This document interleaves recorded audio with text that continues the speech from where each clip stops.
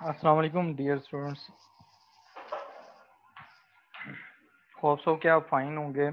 अच्छा, जो last class थी हमने कल जो क्लास की थी उसमें हमने बैड एंड डाउटफुल डेट्स किए थे। तो बैड एंड डाउटफुल डेट्स के लिए मैंने आपको कहा था, कुछ क्वेश्चंस दिए थे कि आपने वो रिव्यू क्वेश्चंस जो हैं वो आपने कर लेने। दो क्वेश्चंस मैंने आपको असाइनमेंट दी थी, ठीक है। फिर उसके बाद मैंने आपको कहा था कि ये जो बैड एंड डाउटफुल डेट्स के एमसीक्यूज हैं ये आपने लाजमी करने हैं, ठीक है। क्योंकि आपका जो पेपर होगा उसमें 70% जो है वो आपके एमसीक्यूज होने हैं, ठीक है।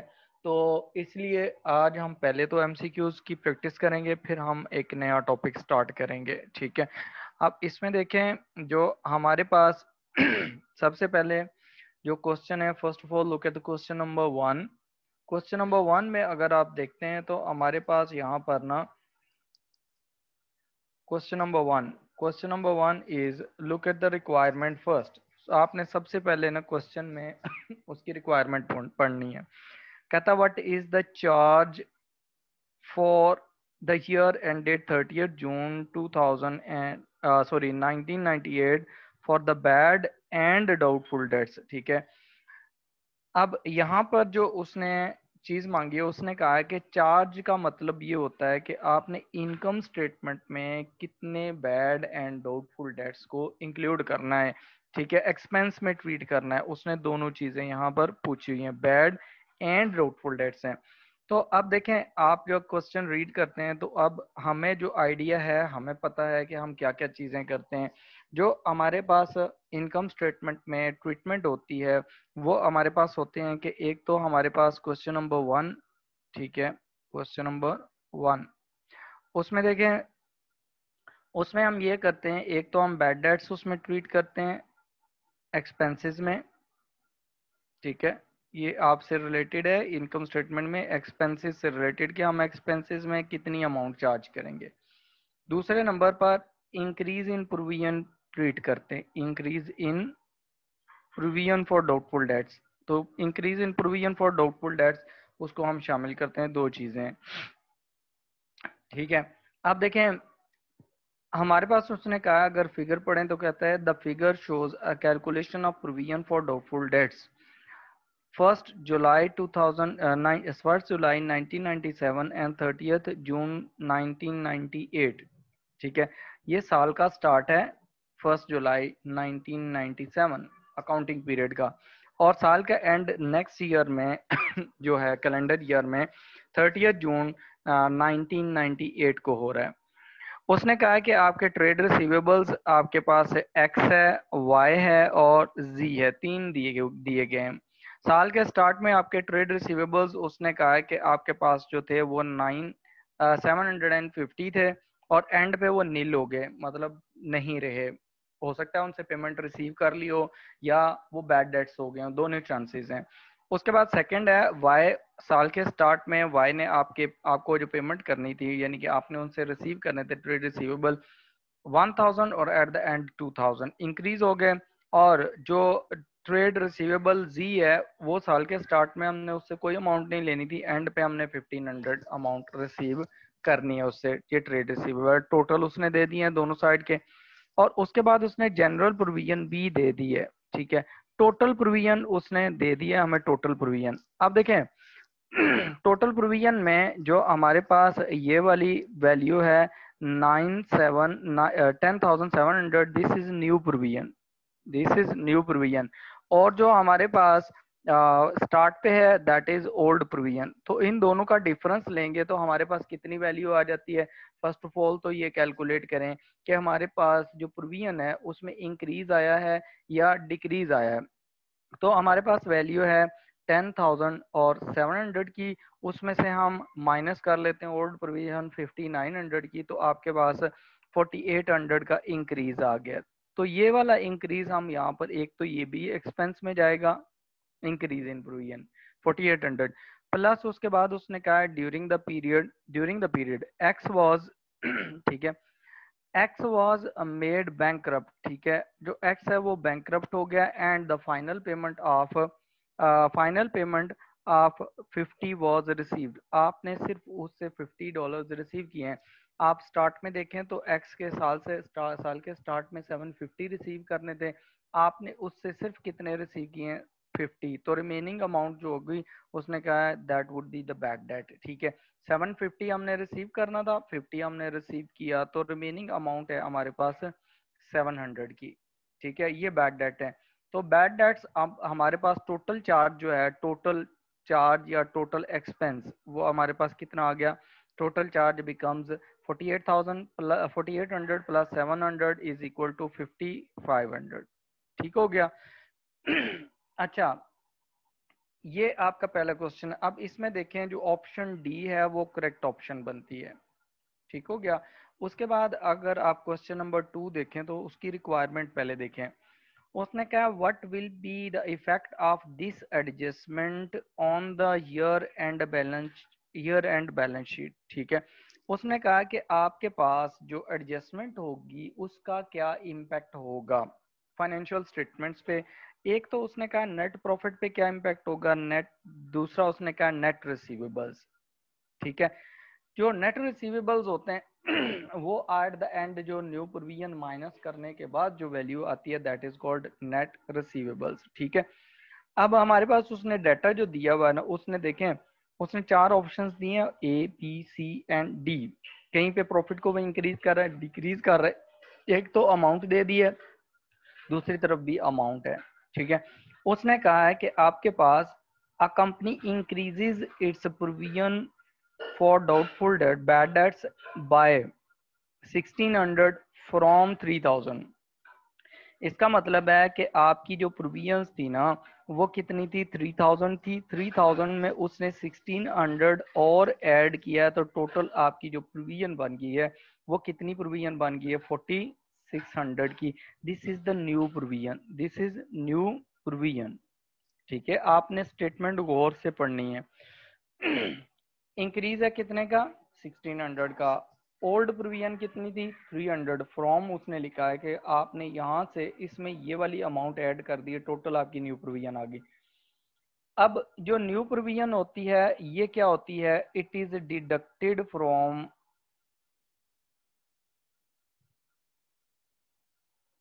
Trade receivables in statement of financial position.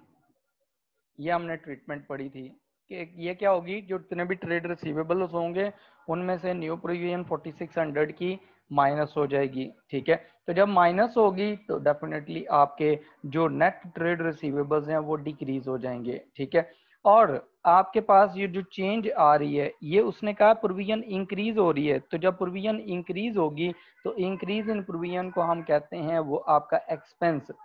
Increase in provision जो है दैट इज अमाउंट ऑफ 1600। ठीक है, आपकी इंक्रीज इन प्रोविजन को हम क्या करते हैं, इसको हम चार्ज करते हैं as an expense, expense in income statement. ठीक है, इनकम स्टेटमेंट में हम एज एन एक्सपेंस से ट्रीट कर लेते हैं। तो जब हम एक्सपेंसेस इंक्रीज करते हैं तो प्रॉफिट आपके क्या हो जाएंगे, ऑटोमेटिकली डिक्रीज हो जाएंगे। प्रॉफिट क्या हो जाएंगे, प्रॉफिट आपके डिक्रीज हो जाते हैं। तो जितनी अमाउंट से एक्सपेंस इंक्रीज होता है उतनी से प्रॉफिट भी डिक्रीज हो जाता है, तो आपका प्रॉफिट डिक्रीज होगा 1600 से। ठीक है, तो ऑप्शंस में अगर देखें, ऑप्शन ए में उसने लिखा है कि डिक्रीज बाय 1600। ठीक है, लेकिन ऑप्शन ए में जो नेट रिसीवेबल्स हैं उसमें लिखा है जो नेट रिसीवेबल्स हैं, ट्रेड रिसीवेबल्स, वो डिक्रीज हो रहे हैं 1600 से। ऐसा नहीं है, नेट रिसीवेबल्स डिक्रीज होंगे 4600 से और आपका प्रॉफिट डिक्रीज होगा 1600 से, जितने से आपका एक्सपेंस इंक्रीज हो जाएगा। ठीक है, अब हमारे पास जो प्रॉफिट डिक्रीज हो रहा है दूसरी ऑप्शन जो है उसमें उसने कहा कि प्रॉफिट डिक्रीज होगा आपका कितने से, 1600 से, बिकॉज हम इतनी इंक्रीज को एज एन एक्सपेंस ट्रीट करेंगे। और बी में उसने कहा कि decrease in trade receivable by 4600। इसका मतलब है कि b option is the correct option. ठीक है, बी ऑप्शन क्या है, this is the correct option. अच्छा, उसमें देखें आप अपने अपने क्वेश्चंस जो हैं साथ साथ वेरीफाई करते जाएं जो आपने सॉल्यूशंस किए हैं। जहां पर आपको नहीं समझ आएगी वो फिर मुझे आप मैसेज कर दीजिएगा तो मैं आपको समझा दूंगा दोबारा से। ठीक है, उसके बाद आप देखें नेक्स्ट में, अगर आप जाते हैं नेक्स्ट को आप चेक करें तो उसमें उसने कहा है कि आपके पास ना थर्ड में उसमें आपकी रिक्वायरमेंट देखें, कहता है what will be the provision for doubtful date at the year and. ठीक है, आपकी प्रोविजन फॉर डाउटफुल डेट्स कितनी होगी ईयर एंड पे। उसने कहा है कि a company's year end sales ledger जो होता है ना, ये आपको शो करता है कि आपके ट्रेड रिसीवेबल्स कितने हैं। एक उसने कहा हुआ डेबिट बैलेंस है, एक उसने कहा क्रेडिट बैलेंस है। आपने सिर्फ डेबिट बैलेंस को कंसीडर करना है कि ये आपके एसेट्स हैं, आपने इनसे पैसे रिसीव करने हैं। ठीक है, जो क्रेडिट बैलेंस है ये शो करता है कि आपने इनसे क्या किया है कि एक्स्ट्रा अमाउंट रिसीव की हुई है। क्या किया आपने, you have received extra amount from these, extra amount और extra payment received from customer. आपने कस्टमर से एक्स्ट्रा अमाउंट रिसीव कर ली है। ठीक है, तो ये आपकी क्या हो जाएगी, ये आपकी लाइबिलिटी है, दिस इज योर लाइबिलिटी। ठीक हो गया, तो आपने सिर्फ एसेट्स को कंसीडर करना है, डेबिट बैलेंस को। उसने कहा है कि when preparing the annual accounts it was decided to write off. कहता है जब आप एनुअल अकाउंट्स को प्रिपेयर कर रहे थे, फाइनल कर रहे थे, उस टाइम इट वाज डिसाइडेड, ये डिसाइड किया कि to write off the bad debts of 200। उस टाइम आपने डिसीजन लिया है कि बैड डेट्स को राइट ऑफ करें। इसका मतलब है कि आपने उससे पहले उनको माइनस नहीं किया हुआ। अकाउंट्स आपके जो लेजर्स हैं वो बन चुके हैं, टी अकाउंट्स। ठीक है, उसके बाद जब आपने फाइनल अकाउंट्स बनाने लगे तो उस टाइम आपने कहा कि 200 के बैड डेट्स हैं, इनको भी माइनस कर दो, ये भी निकाल दो, ये भी रिसीवेबल्स नहीं है।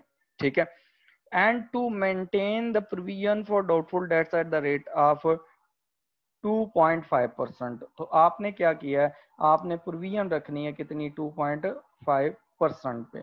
आपने प्रोविजन बतानी है at the end of the year कितनी है। इसका मतलब है you are required to prepare calculate the new provision.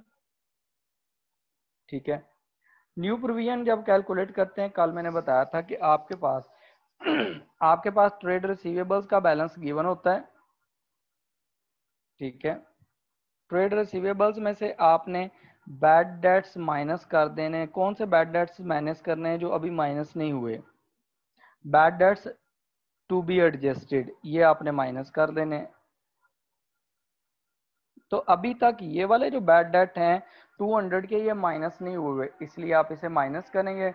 Remaining पे आप परसेंटेज लगाएंगे, प्रोविजन परसेंटेज लगाएंगे, प्रोविजन परसेंटेज।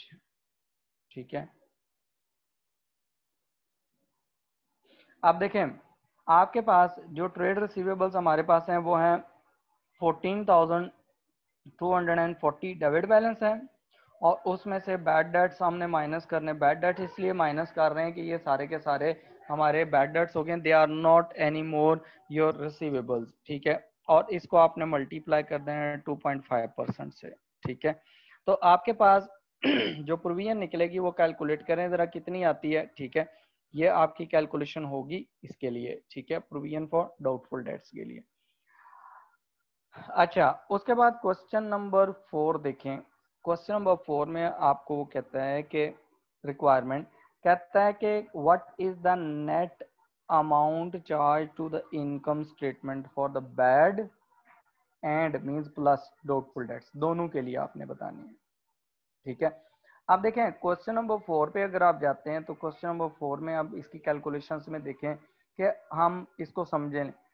आपके पास में जो डाटा गिवन है, एक तो हमारे पास इंक्रीज इन प्रोविजन जाती है। ठीक है, इंक्रीज इन प्रोविजन है वो जाएगी, और उसके बाद आपके पास बैड डेट्स होंगे वो आपके पास जाएंगे। ठीक हो गया, आप देखें इसके अलावा जो चीजें होती हैं वो हम कंसीडर करते हैं क्वेश्चन रीड करके, अगर कोई है तो। कहता है at the beginning of the year company as a provision for doubtful debts. Beginning पे आपकी प्रोविजन थी 1000 की। कहता है at the end of the year required, at the end of required provision is 2500। Required provision कितनी है, 2500। ठीक है, अब देखें न्यू प्रोविजन आपकी है, उसने कहा न्यू प्रोविजन आपने रखनी है 2500 और ओल्ड प्रोविजन है दैट इज 1000। तो डिफरेंस कितना आ गया 1500 का, ये 1500 का इंक्रीज हो गया। पहली तो ये चीज आपके पास जाएगी वहां पर। दूसरे नंबर पर उसने कहा है during the year debt of 1500 और रिटर्न ऑफ। उसने कहा है कि आपके डेट थे 1500 के, उसको आपने क्या कर दिया, राइट ऑफ कर दिया। These are the bad debts. इसका मतलब है ये भी इनकम स्टेटमेंट में चले जाएंगे एज एन एक्सपेंस। ठीक हो गया। उसके बाद उसने कहा है कि and $100 is charged in respect of the return debt written off many years ago। अच्छा, इसने ये जो अमाउंट है ना वो रिसीव कर लिए, ये क्या हो गया, रिसीव हो गई है। तो ये जो आपने बैड डेट रिसीव कर लेते हैं, रिकवर कर लेते हैं, इसकी एक ट्रीटमेंट तो ये कि आप इसको अदर इनकम में ट्रीट कर लें। ठीक है, क्या कर लें, अदर इनकम में। दूसरा ये है कि आप यहाँ से माइनस भी कर सकते हैं। हमारे पास 1500 की प्रोविजन इंक्रीज हुई है, 1500 के बैड डेट्स हुए हैं, और आपके पास जो यहाँ पर अमाउंट रिसीव की है बैड डेट्स रिकवर्ड, वो उसमें से माइनस कर दें। बैड डेट्स रिकवर्ड, ये आपकी इनकम हो जाएगी, अदर इनकम। तो आपके पास 100 ये माइनस हो गया, तो आपके पास टोटल कितना बच गया 2900। ये आपका पे क्या है, नेट एक्सपेंस चार्ज और net amount charge to income statement. ठीक है, ये नेट है। क्लियर है यहाँ तक, 2900 इज द करेक्ट आंसर। उसके बाद ये जो क्वेश्चन है आगे ना, the writing of the bad debt is an example of, different concepts हैं। ठीक है, अब ये जो कॉन्सेप्ट्स हैं उसमें कॉन्सेप्ट्स को मैं आपको बता देता हूँ, डिस्कस कर लेते हैं। ठीक है, और उसमें ये पहले हमने नहीं पढ़े ठीक है, साथ ही डिस्कस कर लेता हूँ, बाद में मैं दोबारा भी करवा दूंगा। सबसे पहला जो कॉन्सेप्ट है वो कहता है कि गोइंग कंसर्न कॉन्सेप्ट है। राइटिंग ऑफ का मतलब होता है कि आपने अपनी बुक्स में से अगर कोई बैड डेट हो गए हैं तो उनको निकाल दें। ठीक है, अब क्यों निकालना है, प्रूडेंस। अब हमारे पास में देखें, ये कॉन्सेप्ट है कि इसको कहते हैं, जो हमारे पास जो इंटरनेशनल अकाउंटिंग स्टैंडर्ड्स हैं उसमें इसको अकाउंटिंग टर्म में कहते हैं this is called prudence concept. This is called prudence concept. ठीक है, कि आपने बैड डेट्स हो गए, एक बंदे ने कहा जी मैंने पेमेंट नहीं करनी है, वो बैंक करप्ट हो गया, तो आप उसे बुक्स में से निकाल दें। ठीक है, जो गोइंग कंसर्न कॉन्सेप्ट है, गोइंग कंसर्न कॉन्सेप्ट का मतलब होता है कि बिजनेस जो होगा वो जो फोर्सिएबल फ्यूचर है उसमें चलता रहेगा। ठीक है, गोइंग कंसर्न कॉन्सेप्ट क्या है, this is 5 going concern concept.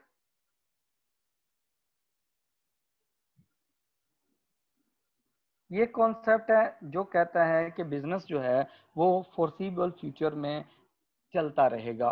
Business will continue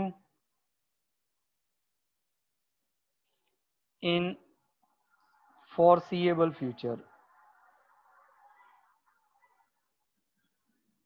foreseeable future का मतलब ये है कि आपको 2 4 साल 5 साल 10 साल जो भी है, ठीक है, जिसमें आप प्रिडिक्ट कर सकते हैं और आप देख रहे हैं कि ये बिजनेस बंद नहीं होगा, उसमें कोई मतलब ऐसा मसला नहीं होगा कि बिजनेस जो है, बिजनेस ऑर्गेनाइजेशन क्लोज हो जाए। ठीक है, that is known as a going concern concept. ठीक है, उसके बाद जो कॉन्सेप्ट बी है वो आपको कहता है मैचिंग कॉन्सेप्ट।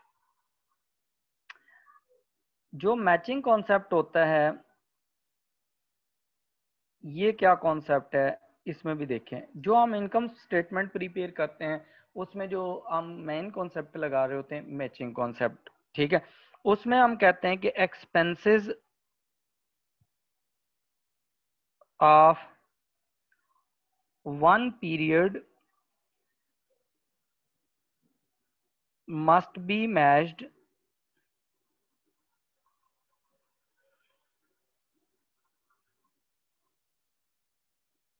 against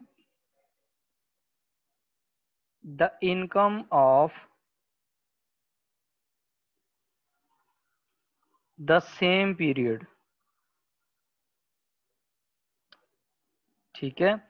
जब हम इनकम स्टेटमेंट प्रिपेयर करते हैं तो हम कहते हैं कि आपके पास जो एक्सपेंसेस है ना, वो इस साल के एक्सपेंसेस माइनस कर दें इसी साल की इनकम से। फॉर एग्जांपल आपका ईयर 2018 है, तो 2018 के कौन जो इनकम होगी उसमें से 2018 के ही एक्सपेंसेस माइनस करेंगे, ना ही 2017 के एक्सपेंसेस माइनस करेंगे, ना ही 2019 के नेक्स्ट ईयर के, ठीक है, वो भी नहीं माइनस करेंगे, आपने सिर्फ पर्टिकुलर ईयर के करने हैं। सिमिलरली अगर आप 2019 के अकाउंट्स बना रहे हैं तो आप उसमें सिर्फ इनकम कैलकुलेट करेंगे 2019 की और उसी के एक्सपेंसेस उसमें से माइनस कर देंगे। इसको कहते हैं मैच करना, कि आपने एक्सपेंसेस को इनकम के अगेंस्ट मैच किया है। तो पीरियड जो होना चाहिए वो सेम होना चाहिए, ठीक है, सेम ईयर होना चाहिए।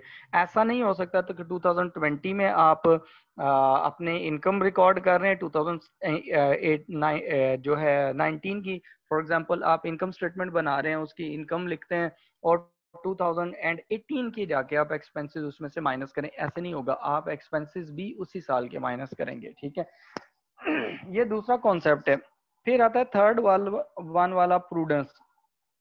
जो सी कॉन्सेप्ट है वो है प्रूडेंस। प्रूडेंस कॉन्सेप्ट ये कहता है कि अगर आपको लग रहा है ना कि आपके पास कोई फ्यूचर में लॉस होगा, आपने क्या करना है, लॉसेस को, एक्सपेक्टेड लॉसेस को, आपके बैड डेट्स कुछ भी होते हैं, आप उनको क्या करेंगे आप उनको कैलकुलेट करेंगे और उसके अगेंस्ट ट्रीट करेंगे, ठीक है। अब उसमें क्या होता है कि आपने लॉसेस को एंटीसिपेट करना है, anticipate losses and account for, ठीक है, और उसको क्या करें आप, अकाउंट फॉर करें। अब यहाँ देखें, अब इसका मतलब ये है कि जैसे आपको लग रहा है ना कि अगर आपका फॉर एग्जांपल कोई केस चल रहा है कोर्ट में, ठीक है, और आपको ये लग रहा है कि आप वो केस हार जाएंगे, आपको लॉयर कहता है कि जी हमारे पास मोस्टली चांसेस ये हैं कि हम वो केस हार जाएंगे, तो आप क्या करेंगे, जब आपको ये चीज लग रही है कि आपने केस हार जाना है, तो डेफिनेटली आप का फ्यूचर का एक लॉस है जो प्रिडिक्ट हो रहा है कि फ्यूचर में एक लॉस होगा, ठीक है। अब वो जो लॉस होगा उसको आपने क्या कर दिया, प्रिडिक्ट करके उसके लिए आपने अकाउंट्स में ट्रीटमेंट कर दी, that is known as a prudence concept, ठीक है। और उसके बाद आपके पास आता है substance over form. Substance over form का मतलब ये होता है कि आपके पास, आपने जब भी देखना है, आपने देखना है इकोनॉमिक रियलिटी क्या है, ठीक है। Economic reality must be preferred over legal reality, ठीक है। डी है economic reality must be preferred over legal reality. इसकी सिंपल मिसाल आप ये देख लें कि देखें, अगर एक बिजनेस है या आप हैं, आप ये करते हैं अपने बिजनेस के लिए ना, बैंक से गाड़ी ले लेते हैं क्रेडिट पे। अब जो गाड़ी आपने क्रेडिट पे ली है वो बैंक के नाम ही है, वो आपके नाम तब ट्रांसफर होगी जब आप उसकी सारी पेमेंट कर लेंगे। लीगली ऑनरशिप किसके पास है, बैंक के पास है। लेकिन उस गाड़ी को यूज कौन कर रहा है, उस गाड़ी को फॉर एग्जांपल आप यूज कर रहे हैं, उससे आपकी ट्रांसपोर्टेशन कंपनीज हैं जैसे ट्रांसपोर्ट कंपनीज, तो वो गाड़ी को यूज करती हैं, पैसेंजर्स के पिक एंड ड्रॉप करती हैं और उनसे वो रेवेन्यूज जनरेट करती हैं और प्रॉफिट जनरेट करती हैं, ठीक है। ये इकोनॉमिक रियलिटी है। तो जब भी आपने ऐसा करना है, एक सब्सटेंस ओवर फॉर्म का मतलब है कि आप जब भी अकाउंटिंग करेंगे तो आपने इकोनॉमिक रियलिटी देखनी है कि आपका एसेट इकोनॉमिकली कौन यूज कर रहा है, ठीक है, बेनिफिट कौन ले रहा है, ठीक है, फाइनेंशियल बेनिफिट। लीगली वो जिस मर्जी के नाम हो, ठीक है, तो वो आप कंसीडर नहीं करेंगे। ये जो कॉन्सेप्ट्स हैं इनको हमने अभी तो मैंने आपको गो थ्रू करवा दिए, अभी मैं दोबारा इनको गोइंग, ये जो कॉन्सेप्ट्स हैं अकाउंटिंग कॉन्सेप्ट्स, इसका एक चैप्टर है, ये मैं दोबारा भी आपको करवाऊंगा, ठीक है।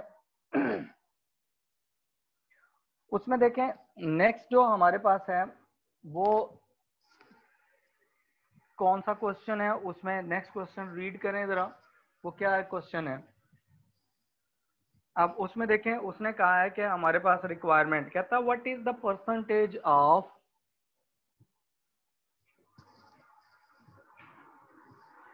प्रोविजन, ठीक है, what is percentage provision that has been made for doubtful debts at 31 December. Date important है और उसने रेट मांगा है, ठीक है। अब देखें डेट, आपने यहाँ ऊपर इंफॉर्मेशन इससे रिलेटेड पढ़ लेते हैं, ठीक है। उसने कहा है कि आपके पास जब आपने ये परसेंटेज ऑफ प्रोविजन निकालनी है ना, तो आपके पास जो इसका परसेंटेज ऑफ प्रोविजन है, तो उसके लिए जो फॉर्मूला होता है वो फॉर्मूला ये होता है कि आपके पास जो न्यू प्रोविजन होती है, ठीक है, जो भी आपकी प्रोविजन होगी इस डेट को, ठीक है, 31 दिसंबर हमारी क्लोजिंग डेट है, तो हमारे पास जो प्रोविजन होगी न्यू प्रोविजन वो कितनी है, डिवाइडेड बाय आपके पास ट्रेड रिसीवेबल्स, आपके ट्रेड रिसीवेबल्स कितने हैं उससे आप डिवाइड कर देंगे, मल्टीप्लाई बाय 100 कर देंगे, ठीक है। अब यहाँ देखें उसने कहा है कि प्रोविजन फॉर डाउटफुल डेट्स, आपका the table shows information about the business, provision for doubtful dates on 1 January 2002, start में प्रोविजन कितनी है 700 की।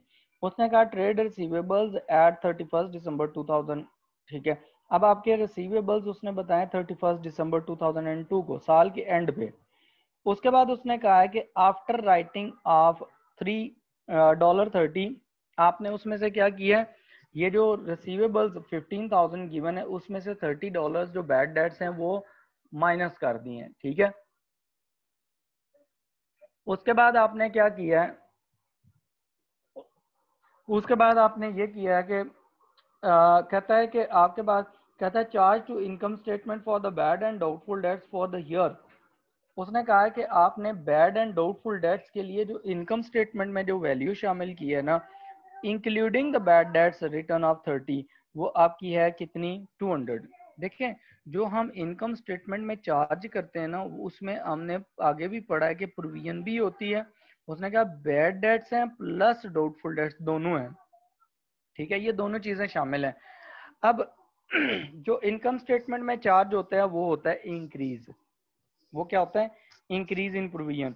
तो अब हमारे पास यहाँ पर जो क्वेश्चन है उसमें उसने कहा कि टोटल चार्ज है 200 का, ठीक है, 200 में से 30 बैड डेट्स हैं, तो रिमेनिंग इसका मतलब है 170 आपने चार्ज किया है, this is called increase in provision. ये क्या आपके पास इंक्रीज इन प्रोविजन है, जो इंक्रीज इन प्रोविजन आई है वो आपके पास आ गई 170 की। तो आपके पास ओल्ड प्रोविजन कितनी थी 70 की, 700 की, ठीक है, और आपके पास इंक्रीज आया 170 का, इन दोनों का आप टोटल करेंगे तो आपके पास न्यू प्रोविजन आ जाएगी, ठीक है। इसको डिवाइड कर देंगे आपने ट्रेड रिसीवेबल से, ट्रेड रिसीवेबल्स कितने 15,000 के, मल्टीप्लाई बाय 100 इसको कर देंगे तो आपके पास ये कैलकुलेशंस आ जाएंगी, ठीक है, हो गया। तो आपकी ये परसेंटेज कैलकुलेट हो जाएगी। तो आपने क्वेश्चन गौर से पढ़ना है, ठीक है, कि उसने क्या क्या स्टेटमेंट्स दिए हैं, आपने ये क्वेश्चन दोबारा करने, खुद करने और इनके आंसर्स मैच करने, ठीक है। उसके बाद देखें नेक्स्ट 7 क्वेश्चन है, क्वेश्चन नंबर 7 में देखें उसने कहा है कि रिक्वायरमेंट देखें, उसने कहा है what was the total bad plus doubtful debt expense, ठीक है। आपका बैड डेट एक्सपेंस कितना है टोटल, वो आपने निकालना है for the year ended 30th April 2003, 30th April 2003 को टोटल आपका बैड डेट और डाउटफुल डेट का एक्सपेंस कितना था जो आपने इनकम स्टेटमेंट में चार्ज किया। उसमें देखें क्वेश्चन ऊपर से रीड करते हैं जो इन्फॉर्मेशन गिवन है। उसने कहा the trial balance at 30th April 2003 before making before making end of the year adjustment, आपने ये चीज गौर से पढ़नी है। उसने कहा एडजस्टमेंट करने से पहले है, आपने कोई एडजस्टमेंट नहीं की हुई, आपके ट्रेड रिसीवेबल्स हैं 17,800 के, आपके प्रोविजन है 580 की, ये जो प्रोविजन गिवन है ये फिर आपके पास होगी न्यू। उसने कहा at 30th April 2003 it was decided to write off bad debt of 800, कितने के बैड डेट्स आपने राइट ऑफ करने 800 के।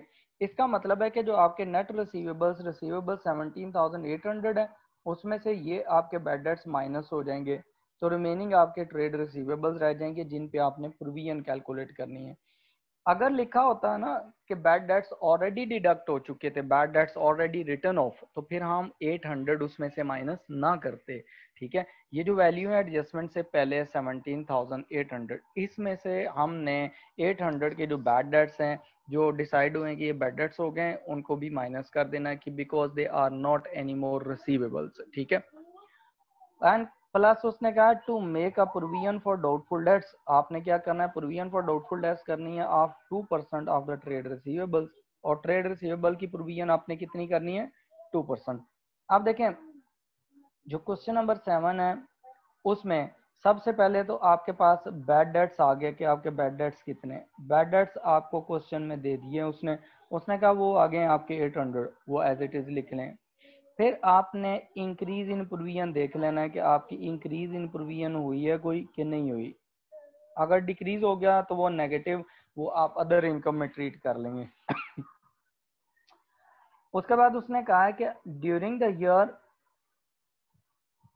an amount of 200 was received from a customer relating to the bad debt that was written off in the year ended 30th April 2002। ये पिछला साल जो था ना 2002, उसमें आपने बैड डेट कर दिए थे, वो रिसीव हो गए।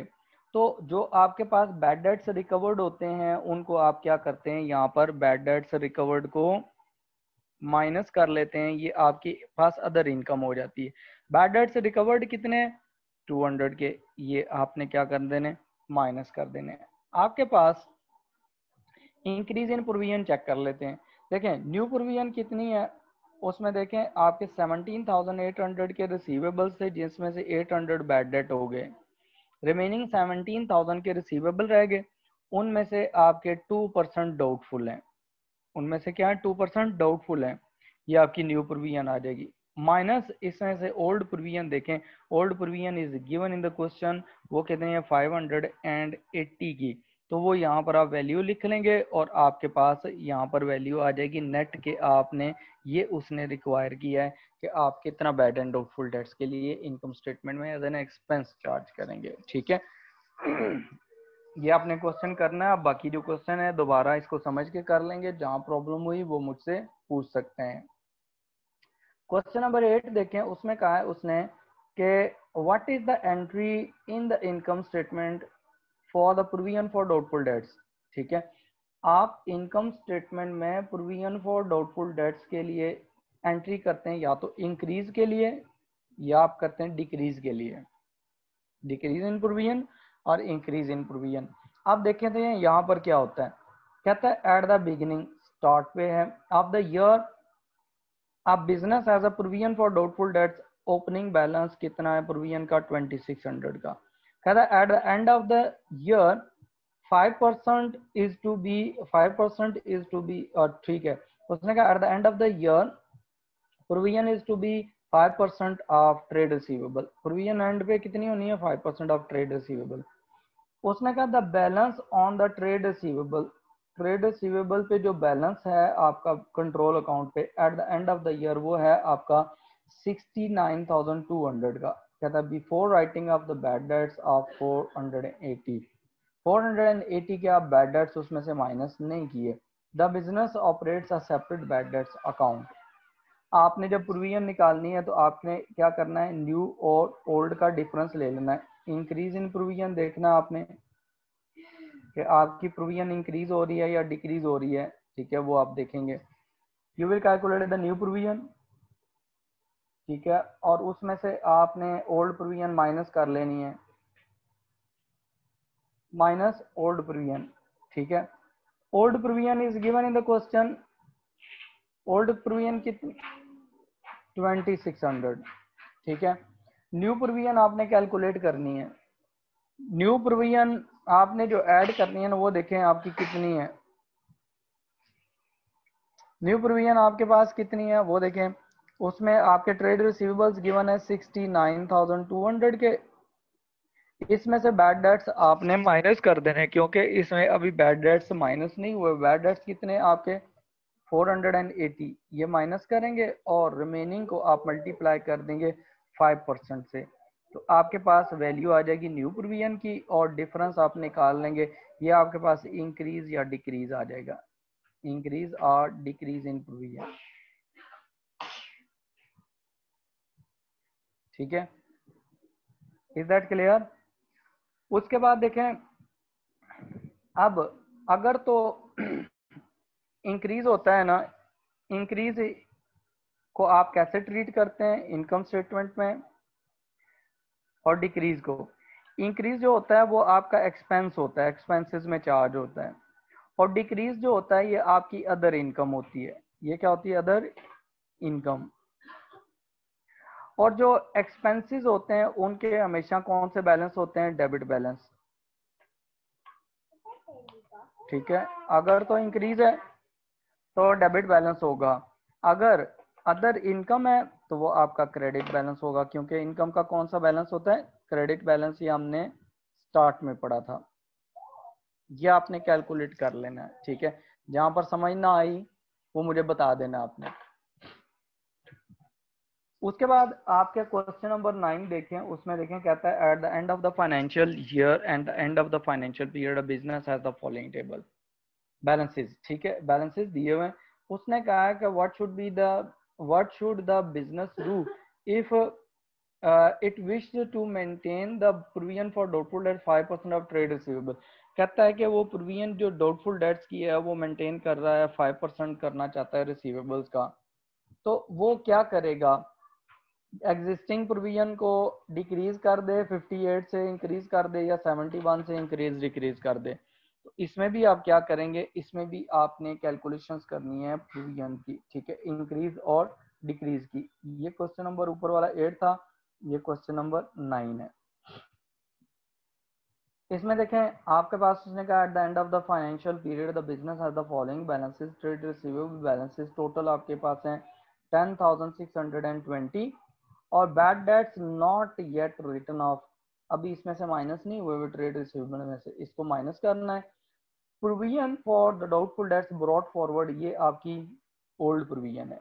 ठीक है, तो आपने क्या करना है? आपने न्यू प्रोविजन निकालनी है, उसमें से ओल्ड प्रोविजन माइनस कर लेनी है। आपकी जो ओल्ड प्रोविजन है वो है आपकी ब्रॉड फॉरवर्ड आई है 460 की, न्यू प्रोविजन कितनी है? वो आपके 10,620 के रिसीवेबल्स हैं, और उसमें से जो बैड डेट्स हुए हैं उनको भी माइनस कर दें, क्योंकि अभी इसमें से माइनस नहीं हुए, वो आपके 260 के, वो माइनस कर दें और परसेंटेज से मल्टीप्लाई कर दें। परसेंटेज कितनी है? 5%, वो उसमें से माइनस कर मल्टीप्लाई करेंगे तो आपके पास इंक्रीज निकल आएगा या डिक्रीज निकल आएगा। ठीक है, इंक्रीज और डिक्रीज इन प्रोविजन। ठीक हो गया। उसके बाद आपके पास आता है क्वेश्चन नंबर 10। उसने कहा company has the following balances. ठीक है, ये बैलेंसेस उसने दे दिए हैं। उसने कहा कि what is the doubtful debt expense, doubtful debt expense कितना है फॉर द ईयर एंडेड। जो एक्सपेंस होता है वो आपका डाउटफुल डेट एक्सपेंस जो होता है that is called increase in provision for doubtful dates.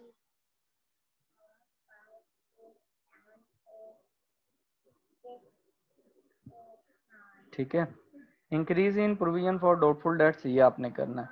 उसने कहा company has the following balances 125,400 के उसके पास ना ट्रेड रिसीवेबल्स हैं 31 दिसंबर 2003 को।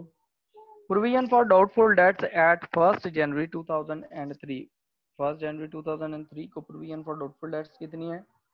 1800 गिवन है। ठीक है, आपके पास ये 1800 की अमाउंट गिवन है, और ये आपके पास 125,400 ये आपके पास भी क्वेश्चंस गिवन आपके बुक में होंगे। कह रहे हैं ड्यूरिंग द ईयर। ठीक है, ये आपकी ओपनिंग प्रोविजन है। ठीक है, ड्यूरिंग द ईयर क्या हुआ है? ड्यूरिंग द ईयर उसने कहा है कि आपके पास during the year ended 31 December 2003 bad debts of 20,500 written of.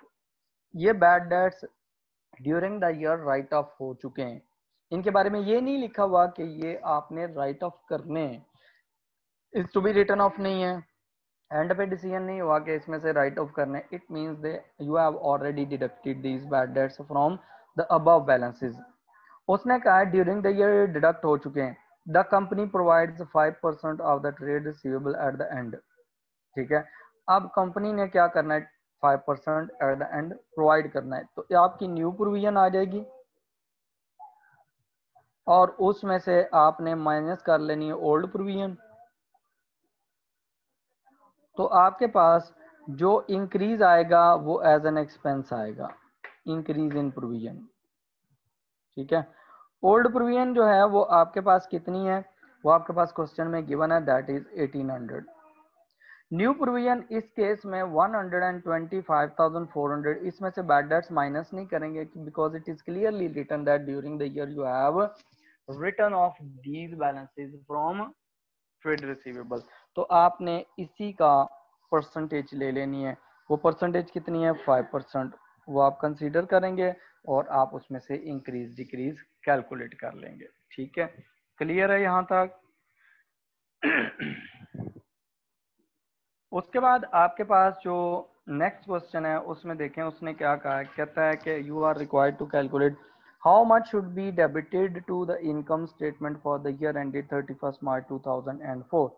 Income statement में कितनी अमाउंट आपने डेबिट करनी है for provision for doubtful debts. जो प्रोविजन फॉर डाउटफुल डेट्स है वो सिर्फ आप इंक्रीज को ट्रीट करेंगे, ये आपने कैलकुलेट करना है।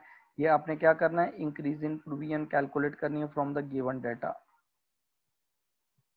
अच्छा, इसको हम इसमें ना एक थोड़ा सा टेक्निकल पॉइंट है वो हम डिस्कस कर लेते हैं। उसने कहा business makes a provision for doubtful debts equal to 5% of its trade receivable at 31 March 2003। Net receivables, net receivables का मतलब है कि इसमें से आपने ऑलरेडी आपकी जो प्रोविजन है वो आपने माइनस की हुई है। न्यू प्रोविजन क्या कर दी थी, माइनस कर दी थी आपने लास्ट ईयर जब इनकी कैलकुलेशन की है।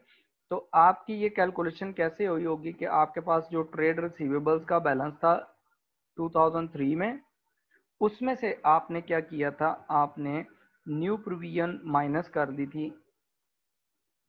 न्यू प्रोविजन कौन सी माइनस की थी आपने, 2003 की, जो 31 मार्च 2003 को हुई थी। इसका मतलब ये है, अब अगर आप देखें ना यहाँ पर, तो आपके पास ये जो वैल्यू गिवन है ना, कहता है वर shown in the balance sheet, वो बैलेंस शीट में ये वैल्यू है।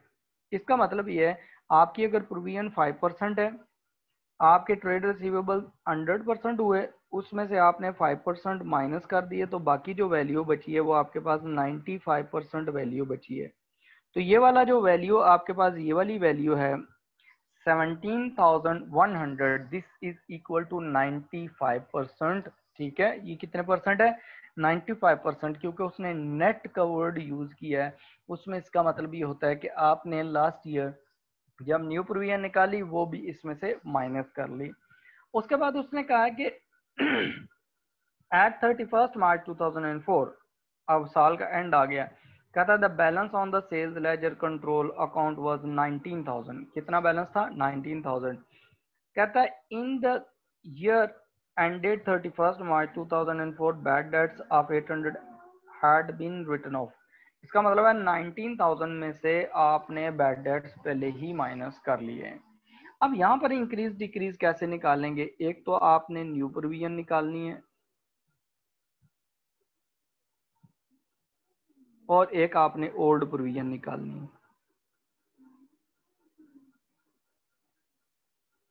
ठीक है, न्यू प्रोविजन आपके पास 19,000 के उसने रिसीवेबल्स दिए हैं, बैड डेट्स उसने कहा they had already been written off, आपने पहले से ही उनको माइनस कर दिए 800, तो वो आप माइनस नहीं करेंगे, जो रिमेनिंग अमाउंट होगी उस पर 5% आप ले लेंगे, कंसीडर कर लेंगे, ये आपके पास आ जाएगी न्यू प्रोविजन। ओल्ड प्रोविजन जो है वो आपकी कैलकुलेट करनी है, तो वो आप कैसे करेंगे, 17,100, जो वैल्यू आपकी यहाँ पर ना, पहले इसे ग्रॉस अप करेंगे तो आप इसे 95% से डिवाइड कर लेंगे, तो फिर मल्टीप्लाई जब आप करेंगे इसका 5% कंसीडर करेंगे, आप प्रोविजन का रेट निकालेंगे तो इंक्रीज या डिक्रीज आ जाएगा। यहाँ पर चूंकि उसने कहा डेबिटेड टू इनकम स्टेटमेंट, इसका मतलब है इंक्रीज इन प्रोविजन होगी, new provision will be greater than the old provision. ठीक है,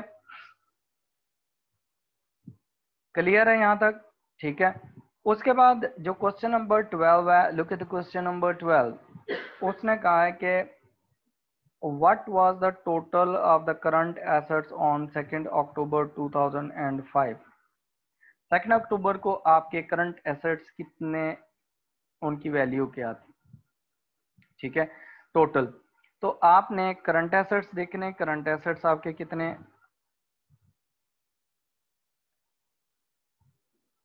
ये आपने फाइंड आउट करने। उसने कहा ऑन 30th सितंबर, 30th सितंबर को आपके पास क्या है, the manufacturers current assets total 28,000। ठीक है, आपके 30th सितंबर 2005 को टोटल करंट एसेट्स जो हैं वो कितने, वो आपके आ रहे हैं, उसने बता दिया था 28,000 के थे। उसने कहा the next day only, the next day only 2 transactions took place. Next day सिर्फ 2 ट्रांजेक्शंस हुई हैं। ठीक है, अब उसमें उसने पहला कहा है कि पहली ट्रांजेक्शन ये हो कि इन्वेंट्री बॉट फॉर कैश। ठीक है, इससे क्या इम्पैक्ट हुआ होगा, इन्वेंट्री आपके पास इंक्रीज हुई है, एक एसेट इंक्रीज हुआ है, कैश के अगेंस्ट कर रहे हैं तो कैश डिक्रीज हुआ है, one asset is increasing the other asset is decreasing. ठीक हो गया। अब इसमें क्या करेंगे, ये दोनों एसेट्स को आप हाईलाइट कर लें कि एक एसेट इंक्रीज होगा, एक डिक्रीज होगा। उसने कहा था list price of 2000 was subject to a trade discount of 20%। इसका मतलब ये है कि आपने क्या किया, आपने जब इन्वेंट्री परचेज की, ठीक है, तो आपको 2000 की गुड्स 20% डिस्काउंट के साथ मिली।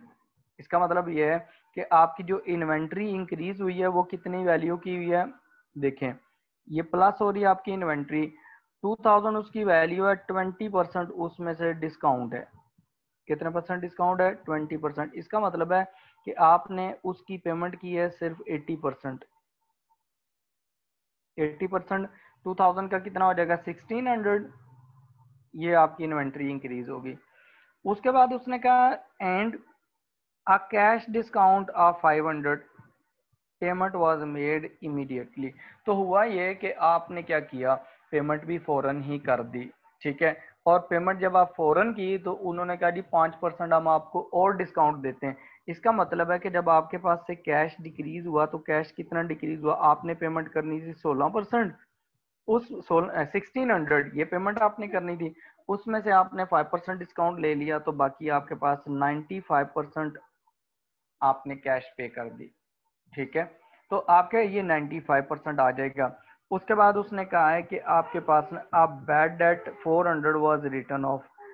और जब बैड डेट आपके राइट ऑफ होते हैं तो आपके रिसीवेबल्स जो होते हैं, ट्रेड रिसीवेबल्स, वो भी कम हो जाते हैं। करंट एसेट्स होते हैं, करंट एसेट्स क्या हो जाएंगे, कम हो जाएंगे बैड डेट्स की वजह से, वो भी इसमें से आप माइनस कर लेंगे। बैड डेट्स कितनी गिवन है, 400। उसके बाद आपके पास बैलेंस आ जाएगा, टोटल आपके पास आ जाएंगे करंट एसेट्स एट 2nd अक्टूबर 2005। ये आपके पास वैल्यू आ जाएगी। ठीक है, क्लियर है यहाँ तक? अच्छा, आपके पास ना ये वाले जो क्वेश्चंस हैं, रिमेनिंग क्वेश्चंस जो हैं, आप ये सॉल्व करें और मुझसे पूछ लें। जो जो इसमें प्रॉब्लम्स आती हैं मुझे व्हाट्सएप कर दें ताकि मैं आपको करवा दूं। ठीक है, अभी आप देख लें क्वेश्चन, अगर आप लोगों ने पहले से सॉल्व कर लिए तो मुझे क्वेश्चन नंबर भेज दें, वो क्वेश्चन नंबर मुझे मैसेज कर दें ताकि मैं आपको वो क्वेश्चन करवा दूं। ठीक है, क्वेश्चन में भेज दें। मुस्कान पीडीएफ मैंने शेयर किया था इसका एमसीक्यूज का, वो आप चेक कर लें दोबारा, वो मैंने शेयर किया हुआ है उसमें, गूगल जो क्लासरूम है उसमें।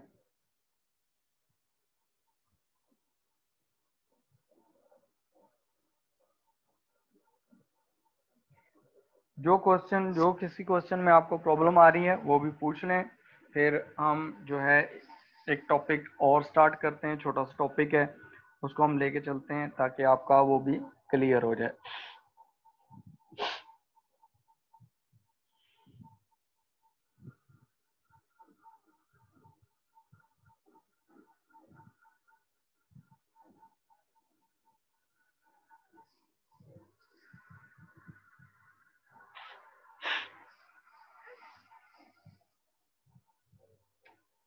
जनरल सलीम, रिव्यू क्वेश्चन 8.4 का सोल्यूशन चलेंगे, मैं शेयर कर दूंगा, ये मैं नोट कर लिया, ये मैं आपको इंशाल्लाह आज रात को शेयर कर दूंगा, गूगल क्लासरूम में ही शेयर कर दूंगा इसको।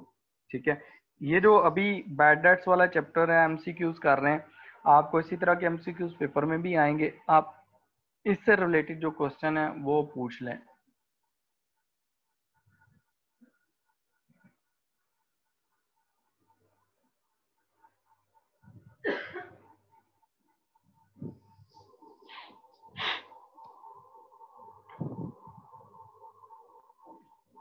किस किसने क्वेश्चन किए थे, इसके अटेम्प्ट किए थे ये एमसीक्यूज आप लोगों में से?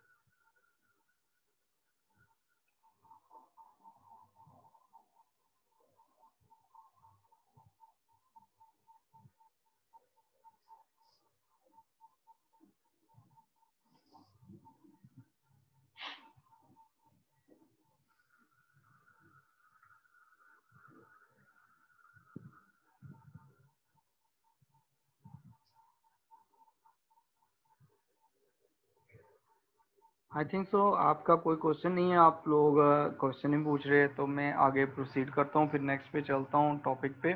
तो ये वाले एमसीक्यू सॉल्व करें, सिमिलर क्वेश्चंस हैं इससे आगे, बल्कि इजी क्वेश्चंस हैं। ठीक है, तो वो क्वेश्चंस आप लेके चलें, उनको सॉल्व करें। ठीक है, तो आपके लिए इजी हो जाएगा। अच्छा, अब देखें, जो नेक्स्ट हमारे पास जो टॉपिक है ना, वो है अक्रूवल्स एंड प्री पेमेंट्स का। ठीक है, accruals and pre payments.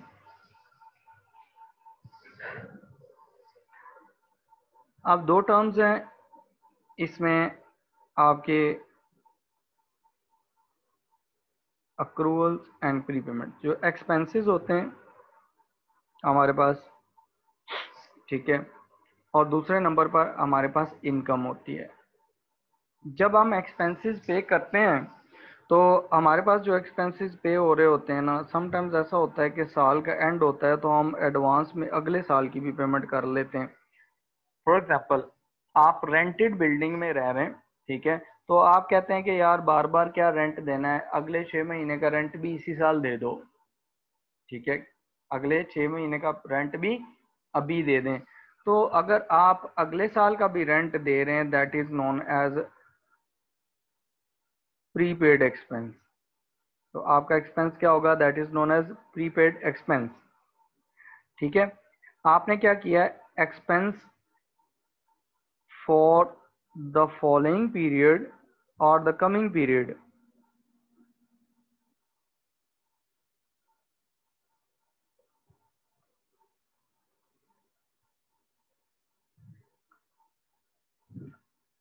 Paid in advance, आप किसी को एडवांस पेमेंट करते हैं तो वो आपके पास करंट एसेट हो जाता है। वो क्या हो जाता है, आपका करंट एसेट है।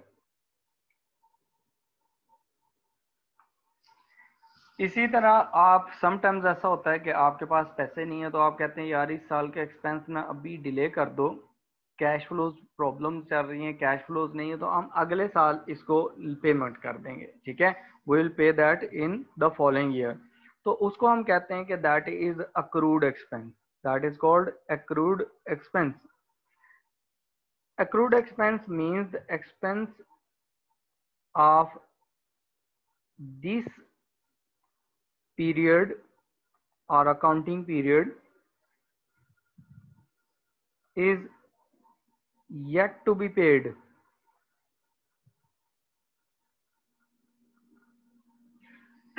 अभी तक आपने पेमेंट नहीं की। ठीक है, तो आप किसी से फॉर एग्जांपल रेंट के हाउस पे रह रहे हैं, तो आपने क्या किया, रेंट जो है वो 2 महीने 3 महीने का अभी नहीं दिया, तो वो आपकी क्या हो जाएगी, लाइबिलिटी हो जाएगी, that will become your liability. तो आप बिजनेस में इसे हम कहते हैं this is your current liability, that is your current liability. ठीक हो गया। अब यहाँ देखें, ये एक्सपेंसेस दो तरह के होते हैं, आपके प्रीपेड होंगे, या तो आप एडवांस में दे देंगे, या आपके अक्रूड होंगे जो आपने अभी तक पेमेंट नहीं की। ठीक है, तो इनकी कैसे ट्रीटमेंट करनी है बुक्स ऑफ अकाउंट्स में, कैसे लेके चलना है। इसमें हमने जो एक्सपेंसेस हैं उनको अगर हम देखें तो एक्सपेंसेस को हम लेके चलते हैं कि ये जो हमारे पास एडवांस में पेमेंट होगी है वो हमारे पास करंट एसेट्स हैं, और जो पेमेंट नहीं होगी वो हमारे पास करंट लायबिलिटी है। ठीक है, अब इसके लिए आप क्या करते हैं अकाउंट बना लेते हैं। आपका एक ही आपने अकाउंट सीखना है, यहाँ पर जो मैं आपको बनवा रहा हूँ इसी को आपने लेके चलना है। आपका एक्सपेंसेस का अकाउंट है ना घर, तो आपने एक्सपेंसेस का अकाउंट बनाना है। तो उसमें क्या करेंगे, अगर तो आपने पिछले साल एडवांस पेमेंट कर दी, ठीक है, क्या किया था पिछले साल एडवांस पेमेंट कर दी थी, आपने रेंट एडवांस दे दिया था, इंश्योरेंस एडवांस दे दी थी, मार्केटिंग एक्सपेंसेस एडवांस में दे दिए थे, तो उसमें वो आपके पास क्या हो जाएंगे, वो आपके एसेट्स होते हैं। और एसेट्स का ओपनिंग बैलेंस क्या होता है, हमेशा डेबिट होता है। तो बैलेंस ब्रॉट डाउन जो होगा that would be the debit balance. When it would be the debit balance, जब आपके पास वो कौन सा बैलेंस होगा,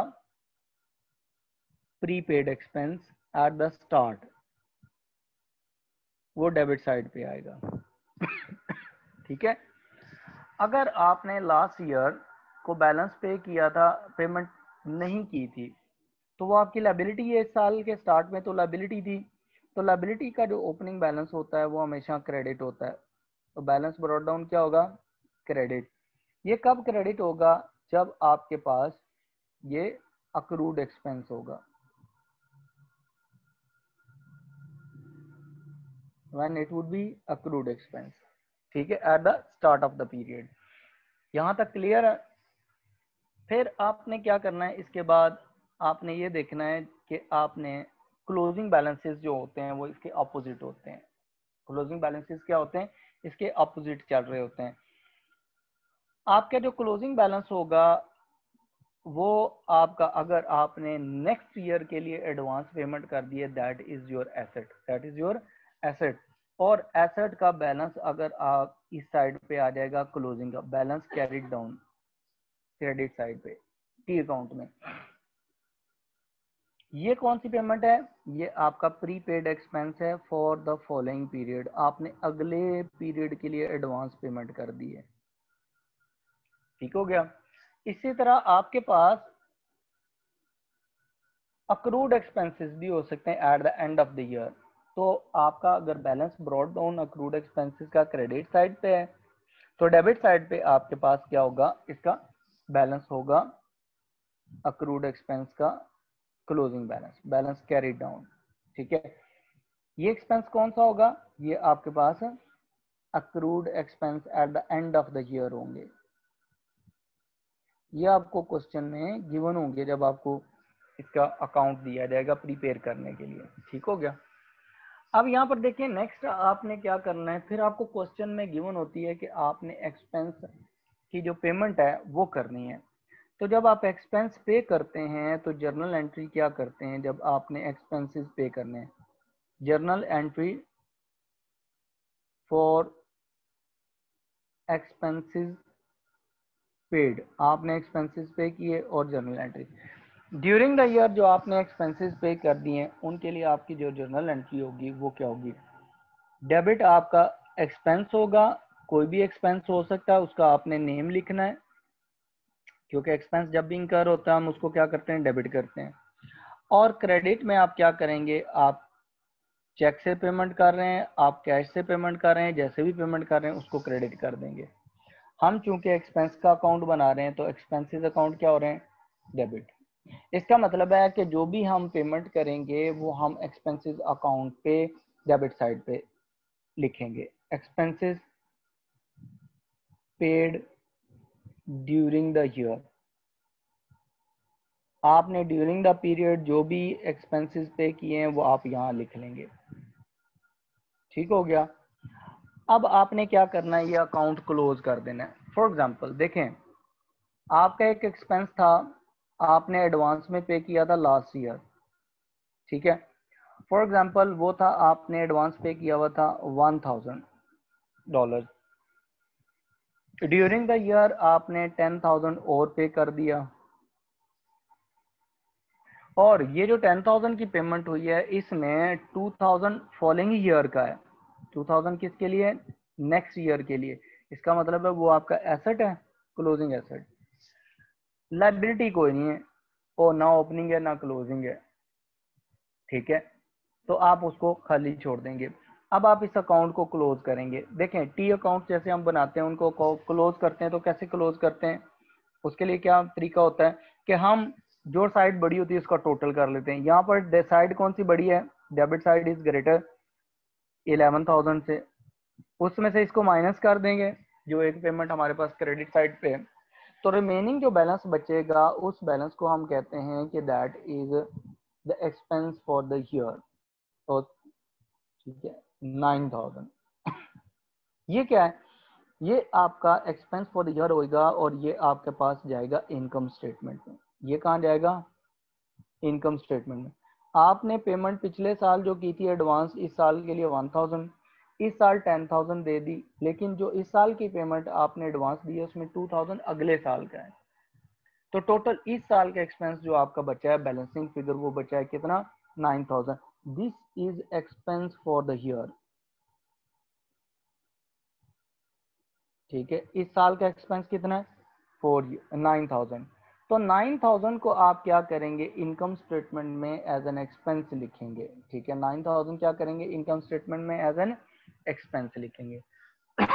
ठीक है, यहाँ तक क्लियर है? समटाइम वो पूछ लेता है कि आप बताएं कि आपके एक्सपेंसेस हैं तो उनको आपने क्या ट्रीटमेंट करनी है, उनको बुक्स ऑफ अकाउंट्स में कैसे ट्रीट करेंगे। अच्छा, उसके बाद हमारे पास ये तो एक्सपेंसेस थे, उनके अक्रूवल्स भी आ गई, उनकी प्री पेमेंट्स भी आ गई, वो हमने लिख लिया। फिर हमारे पास आता है नेक्स्ट जो है वो है इनकम, ठीक है। इनकम का अकाउंट इसके अपोजिट बनेगा। इनकम का अकाउंट क्या बनेगा? इसके अपोजिट बनेगा। जो हमारे पास इनकम होती है ना,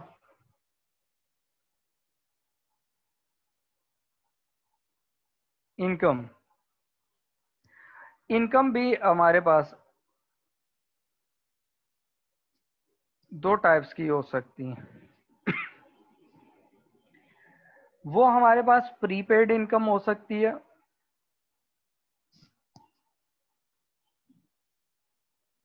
हमने एडवांस में इनकम ले ली, किसी से पैसे एडवांस में ले लिए कि हम काम बाद में करेंगे। जो आप प्रीपेड इनकम होते हैं इसमें क्या है? You have received advance money, received cash in advance for the following period, received cash in advance, ठीक है। सर्विस नहीं दी, तो जब आप एडवांस में ले लेते हैं कोई चीज तो वो आपकी क्या बन जाती है? Liability, that becomes your liability. साल का एंड आ गया, आपको पता चला है कि आपने अगले साल के लिए एडवांस रेंट ले लिया है, ठीक है। एडवांस इंश्योरेंस ले लिया है, इंश्योरेंस कंपनी जैसे होती हैं, तो वो उनके लिए क्या हो जाएगी? वो करंट लायबिलिटी हो जाएगी।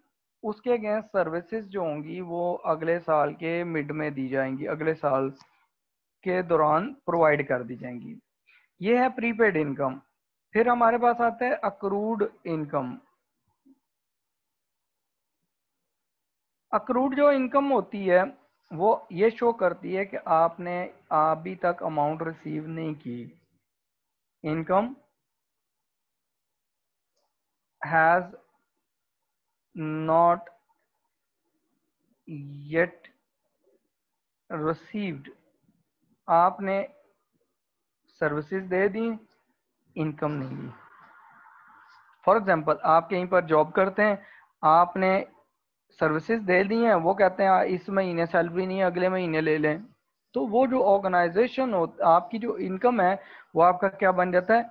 एसेट बन जाता है। ये आपका क्या है? एसेट बन जाता है। तो ये आपका करंट एसेट है। तो आपने ऐसा नहीं कहना कि आपने जनाब काम किया और किसी ने इनकम नहीं दी, ठीक है, किसी ने पैसे नहीं दिए अभी देने, और आप उसे अपनी इनकम शो नहीं करते, तो आपके पास वो क्या? आपका करंट एसेट है। जब इसका अकाउंट बनता है ना, तो फिर अकाउंट में आप अपोजिट बनाएंगे, जैसे हमने ऊपर बनाया है ना, उसके ऑपोजिट बनेगा इनकम का अकाउंट। आपका कोई भी नेम हो सकता है इनकम का, जैसे रेंट रिसीव्ड हो सकता है, इंश्योरेंस भी हो सकता है, कुछ भी हो सकता है। डेबिट साइड, क्रेडिट साइड, ठीक है। जब आप अकाउंट बनाएंगे, अगर balance brought down debit side पे है, इसका मतलब है ये एसेट है। तो एसेट कब होती है इनकम? जब आपकी अक्रूड इनकम हो। ये क्या हो? अक्रूड इनकम हो। आपने पिछले साल उनको क्या कर दी, सर्विसेज दे दी थी, लेकिन आपको उन्होंने पेमेंट नहीं की थी, वो एसेट हो गया आपका, ठीक है। फॉर एग्जांपल आपने कोई सर्विसेज दी थी, तो उसके अगेंस्ट जो आपने अमाउंट अभी रिसीव ही नहीं की थी, पिछला साल क्लोज हो गया, ठीक है। तो आपके पास जो ओपनिंग बैलेंस था वो था, फॉर एग्जांपल हम कहते हैं कि वो 10,000 की अमाउंट थी।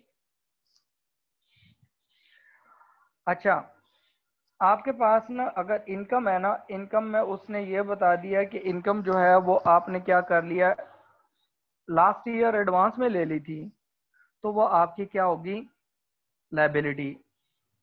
बैलेंस ब्रॉट डाउन, ये कब होगा? ये तब होगा when you have received income in advance. तो ये प्रीपेड इनकम जो होती है वो लायबिलिटी होती है। तो इसको आप क्रेडिट साइड पे लिखेंगे जब आप अकाउंट बनाएंगे। सपोज वो कुछ भी नहीं थी। अच्छा, जो क्लोजिंग बैलेंसेस होते हैं, closing balances are just opposite, ठीक है। अगर आपके पास बैलेंस ब्रॉट डाउन इस साइड पे credit carry down sorry credit side पे आ रहा है, तो इसका मतलब ये होता है कि आपके पास this is your accrued income. इस साल के एंड पे आपने कोई सर्विसेज दे दी हैं लेकिन इनकम नहीं ली, तो वो आपका एसेट है। फॉर एग्जांपल आपका काम उधार पे चलता है, तो आपने क्रेडिट पे जो चीज़ें दे दी हैं, क्रेडिट पे आपने जो सर्विसेज दे दी हैं, जैसे आपने कोई रेंट पे प्रॉपर्टी दी हुई है, उससे रेंट आता है, तो साल के एंड पे जो आपने रेंट रिसीव करना था वो फॉर एग्जांपल अभी भी आपका 5,000 रिसीवेबल है, ये एसेट हो गया। जो आपके पास आता है ना यहाँ पर बैलेंस कैरिड डाउन, अगर आपने बैलेंस कैरिड डाउन इस साइड पे आ जाएगा, ठीक है। कब आएगा? If you have received prepaid income, आपने इनकम अगले साल की भी रिसीव कर ली, that would be your liability, that would be your liability. अब इसमें क्या होता है कि आप इस अकाउंट को जब क्लोज करते हैं उससे पहले आपने इनकम को भी लिखना होता है। जो इनकम रिसीव्ड होती है उसकी जर्नल एंट्री क्या होती है, इनकम रिसीव्ड की। जो इनकम रिसीव्ड होती है उसकी एंट्री ये होती है, डेबिट कैश और बैंक, ये डेबिट हो जाएगा बैंक अकाउंट। और क्रेडिट में आप क्या करेंगे, इनकम, जो आपकी इनकम होगी वो क्रेडिट। आप नेम लिख दें इनकम का, रेंट है, आपकी इंश्योरेंस है, कमीशन है, क्या है। फॉर एग्जांपल आपने जो इनकम रिसीव की है वो है आपकी 50,000 की, कैश जो रिसीव की है, ठीक है। अब देखें, we are preparing income T account, तो इनकम का अकाउंट क्रेडिट हो रहा है, तो कितनी अमाउंट से क्रेडिट हो रहा है, 50,000 से। हमने क्रेडिट साइड पे अकाउंट में 50,000 लिख दिया। अच्छा, डेबिट में हम क्या लिख रहे हैं, कैश और बैंक, जो डेबिट रेफरेंस है। दिस इज इनकम रिसीव्ड, जो आपने इनकम कैश में रिसीव की है। फिर आप क्या करेंगे, इसको अकाउंट को क्लोज कर देंगे। अकाउंट को जब आप क्लोज करेंगे, देखें 50,000 क्रेडिट साइड पे है, 5,000 भी क्रेडिट साइड पे, टोटल बिकम्स 55,000, ठीक है। और 55,000 ये आप टोटल में दोनों साइड पे लिखेंगे, उसमें से आपने 10,000 जो डेबिट साइड पे अमाउंट है वो आप माइनस कर देंगे, बैलेंसिंग फिगर आ जाएगा 45,000 का। ये जो बैलेंसिंग फिगर 45,000 का आ रहा है, this will be treated to income statement. ये क्या है, कहाँ जाएगा, ये इनकम स्टेटमेंट में जाएगा। ये जो इनकम स्टेटमेंट में जाएगा, this will be the income for the period. ये क्या है, इनकम फॉर द, पीरियड, ठीक है, this is called income for the period. अब यहाँ पर देखें, आपसे जो क्वेश्चन नॉर्मली आता है ना, वो क्वेश्चन ये वाला आता है कि आप बताएं कि इनकम फॉर द पीरियड कितनी है, डाटा दिया होता है, ठीक है, और या आपसे वो पूछता है कि आपका एक्सपेंस फॉर द ईयर कितना है, ये चीज पूछी जाती है, ठीक हो गया। इसकी एडजस्टमेंट्स भी होती हैं इनकम स्टेटमेंट में। एडजस्टमेंट क्या होंगी वो देख लें इनकम स्टेटमेंट में और स्टेटमेंट ऑफ फाइनेंशियल पोजीशन में, ट्रीटमेंट, ठीक है। अब ये समरी है, treatment of accruals and प्रीपेमेंट्स,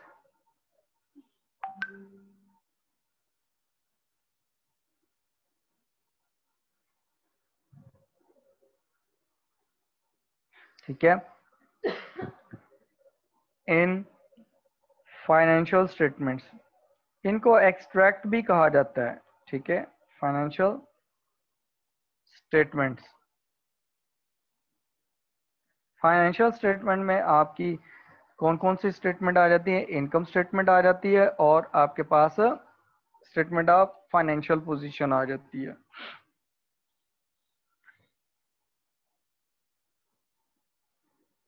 income statement में क्या ट्रीटमेंट होगी और स्टेटमेंट ऑफ फाइनेंशियल पोजीशन में क्या ट्रीटमेंट होगी, ठीक है।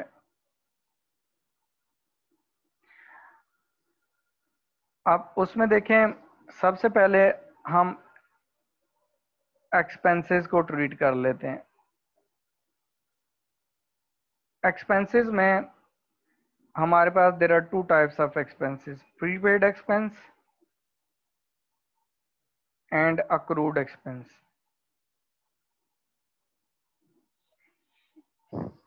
हमने पढ़ा है कि आप हमारे पास जो प्रीपेड एक्सपेंस होता है वो क्या होता है, वो एडवांस में आपने पेमेंट की होती है, वो आपका क्या होता है, एसेट होता है, वो आपका क्या है, एसेट है इस साल के लिए।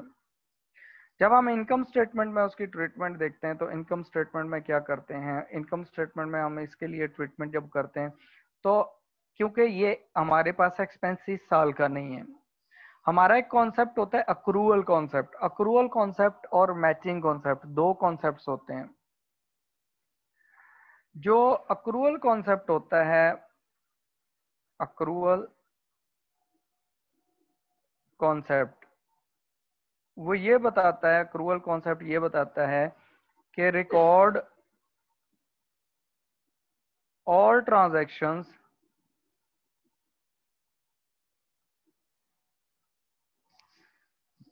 whether they are in cash और ऑन क्रेडिट। आपकी कैश पे ट्रांजैक्शन है या क्रेडिट पे, आपने उनको रिकॉर्ड करना है, पहली चीज। फिर हमारे पास आ जाता है मैचिंग कॉन्सेप्ट। अभी मैंने आज डिस्कस किया था थोड़ी देर पहले ना, जब हम बैड डेट्स का एमसीक्यूज कर रहे थे, ठीक है। उसमें मैचिंग कॉन्सेप्ट क्या होता है, मैचिंग कॉन्सेप्ट ये बताता है कि आपने क्या करना है, match expenses of one period against income of the same period।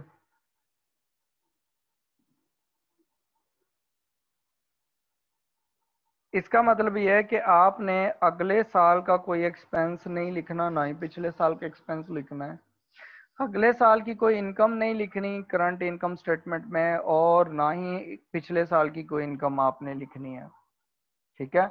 आपने सिर्फ करंट ईयर को फोकस करना है। तो इसमें देखें, जो प्रीपेड एक्सपेंसेस हैं वो क्योंकि आपने एडवांस में पे कर दिए हैं तो वो करंट ईयर के एक्सपेंस तो ना हुए, तो आपको जो एडजस्टमेंट दी होती है उसमें से आप क्या करेंगे, डिडक्ट करेंगे। माइनस का साइन लगा रहा हूं, इसका मतलब है डिडक्ट, कहां से, फ्रॉम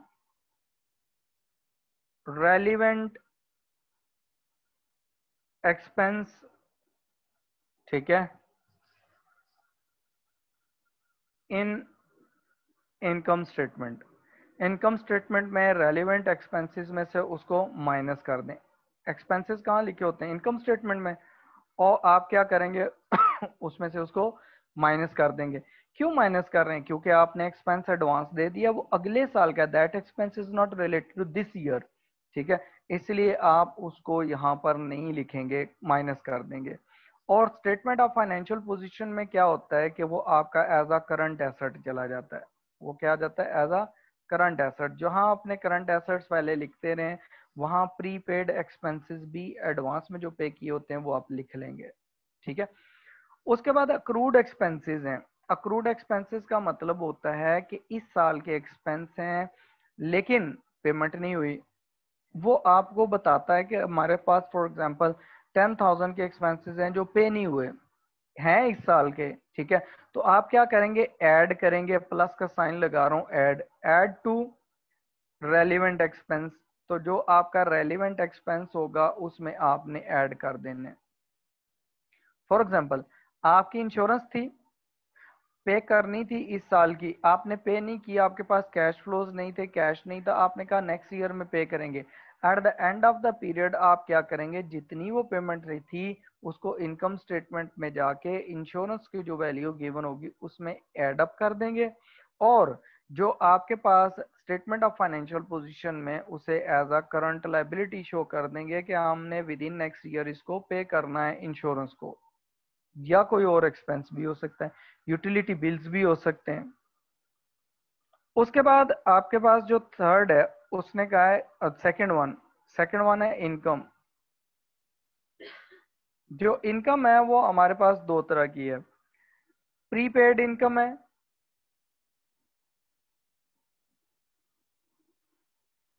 और अक्रूड इनकम है। जो प्रीपेड इनकम होती है उसका मतलब ये होता है कि आपने अगले साल के को काम करना है नेक्स्ट ईयर में, फॉलोइंग ईयर में, लेकिन उसकी पेमेंट आपने एडवांस में अभी से रिसीव कर ली है। पेमेंट क्या की? आपने एडवांस में रिसीव कर ली है। जब आप पेमेंट एडवांस में रिसीव कर लेते हैं इसका मतलब है दैट इज योर लायबिलिटी। तो आपका क्योंकि इस साल की इनकम नहीं है, इसको क्या करेंगे? Deduct from relevant income. जो रेलिवेंट इनकम होगी उसमें से उसको क्या कर देंगे? डिडक्ट कर देंगे। और स्टेटमेंट ऑफ फाइनेंशियल पोजीशन में एज अ करंट लायबिलिटी उसको लिख देंगे कि हमारे पास एक current liability eight the end of the year. जो अक्रूड इनकम है ये आपकी इस साल की इनकम थी, अभी कैश नहीं रिसीव हुआ, तो अक्रूवल कॉन्सेप्ट कहता है कि कैश नहीं रिसीव हुआ फिर भी आप उसको इनकम में लिखें। तो आप उसे क्या करेंगे? ऐड टू रेलिवेंट इनकम, उसको रेलिवेंट इनकम में ऐड कर देंगे और उसको आप करंट एसेट ट्रीट करेंगे eight the end of the year. ठीक हो गया? यहां तक जो है ये हमने अभी अक्रूवल्स एंड प्री पेमेंट्स की हैं। ठीक है, अच्छा, जहां यहां तक कोई क्वेश्चन है तो आप पूछ लें। ठीक है, फिर हम इसके बाद जो है वो वर्कशीट एक है वो करते हैं। ये क्वेश्चन है, ये मैंने अटैच किया था यहाँ क्वेश्चन, ये देखें। अब इसमें देखें, उसमें कहा है कि हमारे पास the financial year of T Guinness ended at 31 December. Financial year कब एंड हो रहा है? 31 दिसंबर को। शो द लेजर अकाउंट्स, मतलब टी अकाउंट्स आपने प्रिपेयर करने for the following items including the balance transfer to the necessary part of the financial statements. Financial statements के necessary part का मतलब ये होता है कि इनकम स्टेटमेंट में कहाँ जाएगा और स्टेटमेंट ऑफ फाइनेंशियल पोजीशन में कहाँ ट्रीटमेंट होगी, आपने वो बताना है। एंड बैलेंसेस कैरिड डाउन, और आपने बैलेंसेस कैरिड डाउन भी निकालने हैं। ठीक है, हो गया? अब उसमें देखें हमारे पास सबसे पहले उसने कहा मोटर एक्सपेंस। मोटर एक्सपेंस है, उसने कहा कि आप फॉर एग्जांपल यहां पर मोटर एक्सपेंस का अकाउंट बना लेते हैं।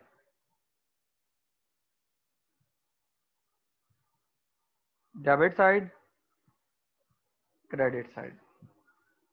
मोटर एक्सपेंसेस में सबसे पहली चीज दी हुई है, उसने कहा पेड इन 2006 890।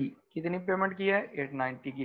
तो जब एक्सपेंसेस पे होते हैं तो क्या एंट्री होती है? Expenses account debit, bank account या कैश अकाउंट क्रेडिट। तो एक्सपेंसेस अकाउंट में डेबिट साइड पे ये अमाउंट आ जाएगी कि आपने कैश कितनी पे की है, अमाउंट पेड कितनी की है, दैट इज 819।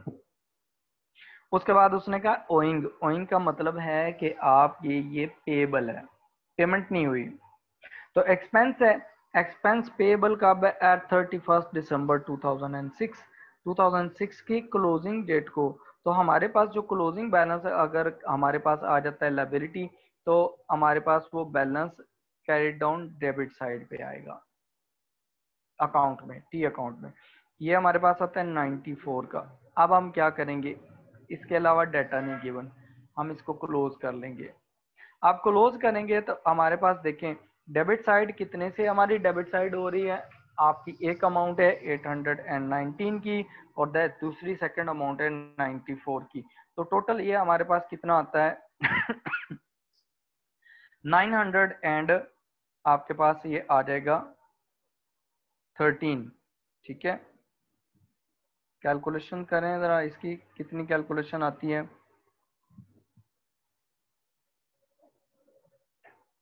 819 प्लस उसमें आपके पास आ गया 94 ऐड हो जाता है। ठीक है, तो ये आपके पास आएगा 913। ठीक है, 913 ये आपकी अमाउंट आ गई। क्रेडिट साइड पे कोई अमाउंट नहीं है, क्लोजिंग बैलेंस जो है वो डेबिट साइड पे है। तो इसका मतलब है जो आपका बैलेंसिंग फिगर आएगा वो यहाँ आ जाएगा और ये आपका क्या है, इनकम स्टेटमेंट में जाएगा। ये एक्सपेंस फॉर द ईयर है। इनकम स्टेटमेंट में आपके पास ये वाली वैल्यू हो जाएगी 913 एज एन एक्सपेंस, और आपके पास ये जो क्लोजिंग बैलेंस है ये आपके पास स्टेटमेंट ऑफ फाइनेंशियल पोजीशन में एज करंट लायबिलिटी जाएगा। ये आपकी करंट लायबिलिटी है कि आपने मोटर एक्सपेंसेस इंकर किए बट यू डिड नॉट पे। ठीक है, आपने पेमेंट नहीं की। तो ये जो हमारे पास फिगर है ये आपके पास इनकम स्टेटमेंट में एज एक्सपेंस जाएगी। ठीक हो गया। ये वो पूछ रहा है कि आपने ये कहाँ फिगर लेके जाने, कैसे करने। सिमिलरली आप बी को देखें तो बी में आप देखें कि हमारे पास उसने कहा है कि आपके पास जो है इंश्योरेंस, इंश्योरेंस जो है वो एक्सपेंस है। Insurance is expense. आपने इंश्योरेंस का अकाउंट बनाया,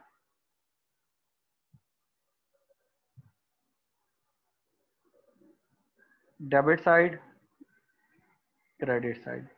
जो इंश्योरेंस एक्सपेंस है उसमें देखें हमारे पास जो पेड इन 2006 है। 2006 में आपने क्या पेमेंट की है, तो जब एक्सपेंसेस इंश्योरेंस पे हुई होगी क्या जर्नल एंट्री होती है, इंश्योरेंस एक्सपेंस डेबिट और बैंक अकाउंट क्रेडिट या कैश अकाउंट क्रेडिट। तो जो आपने इंश्योरेंस पे की है वो आपके डेबिट साइड पे आ जाएगी इस अकाउंट में। कितनी अमाउंट है उसकी इंश्योरेंस की, जो आपने कैश पे की है वो है आपकी 840 की। ठीक है, उसके बाद उसने कहा प्रीपेड एज एट 31 दिसंबर 2006। तो प्रीपेड जो हमारे पास एक्सपेंसेस होते हैं वो उन क्रेडिट साइड पे आ रहे होते हैं हमारे पास। प्रीपेड एक्सपेंसेस, प्रीपेड एक्सपेंसेस कितने हैं? वो हैं 68 के। इसके अलावा कोई बैलेंस नहीं है, इसको अकाउंट को क्लोज कर देंगे। ठीक है, 840 टोटल में आ जाएगा, 840 टोटल में इधर आ जाएगा। 840 में से आपने क्या करना है, 68 जो है वो माइनस कर देना है। 68 माइनस करेंगे तो बाकी आपका 772 आ जाएगा। 772 will be treated to as an expense in the income statement. तो ये आपके पास इनकम स्टेटमेंट में एज एक्सपेंस जाएगा। ठीक है, और आपके पास ये जो क्लोजिंग बैलेंस आपके यहाँ पर आया ये आपके पास स्टेटमेंट ऑफ फाइनेंशियल पोजीशन में जाएगा एज करंट एसेट। ठीक है, कि आपने एडवांस पे कर दिया नेक्स्ट ईयर के लिए। ठीक हो गया, क्लियर यहाँ तक। अब देखें उसके बाद हम सी को देख लेते हैं, स्टेशनरी। स्टेशनरी भी एक एक्सपेंस है, स्टेशनरी इज एन एक्सपेंस। इसका अकाउंट बना लेते हैं।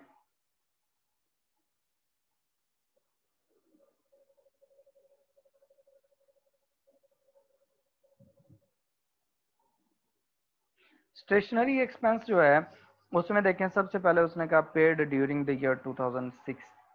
आपने जो कैश पे किया वो डेबिट साइड पे आ जाएगी, कैश पेड। वो कितनी अमाउंट आपने पे की है, 370 you paid during the year for stationery. ठीक है।